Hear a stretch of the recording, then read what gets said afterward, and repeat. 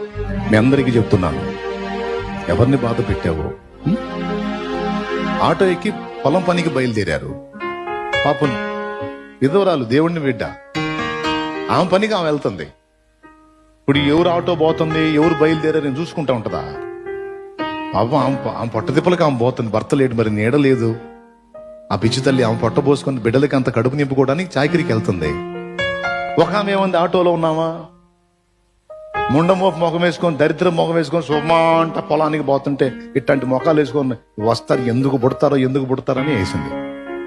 నోరు ఉంది కదా, వాగుతూ ఉంటారు కొంతమంది. అదే రోజు సాయంత్రం 6 ఆమె భర్త చనిపోయాడు. ఈ మాట అన్న ఆమె భర్త చనిపోయాడు. అదే రోజు సాయంత్రం 6 ఎందుకు నోరు ఉంది కదా అని పనికి మాలిన వాగటం?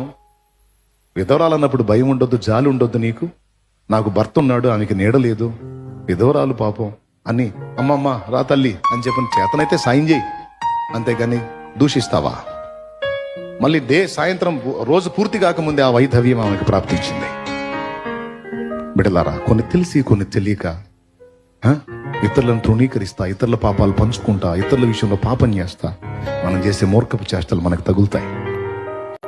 అవన్నిటి నుంచి మనల్ని దేవుడు విమోచించాలని ఆహ్వానిస్తున్నాడు. రా, ఒప్పుకో, దిద్దుకో, మారు మనసు పొందు, ఇంకోసారి చేయవాకు. చూపిస్తాడు నీకు. నువ్వు కూర్చో దేవుని ముందు, నీ తప్పులు నీకు చూపిస్తాడు ఆయన. సినిమా కనపడేది నీ సినిమా నీకు. నా తండ్రి బయలుపరుస్తాడు నీకు. ఒప్పుకొని దిద్దుకో, సరి చేసుకో, క్షమాపణ కోరుకు. అప్పుడు నీ హృదయం ఎంత ప్రశాంతంగా ఉంటుందో చూడు, నీ మనసు ఎంత ఆనందంగా ఉంటుందో చూడు. నీ సర్వ శరీరము ఆరోగ్యమయమైపోతుంది. నీ కుటుంబంలో పరిస్థితులు సమాధానకరంగా మారిపోతాయి. అది జరగాలంటే నేను చెప్పింది చేయను. జాగ్రత్త పడు. కృప మనందరికీ తోడై ఉంటుంది కాక.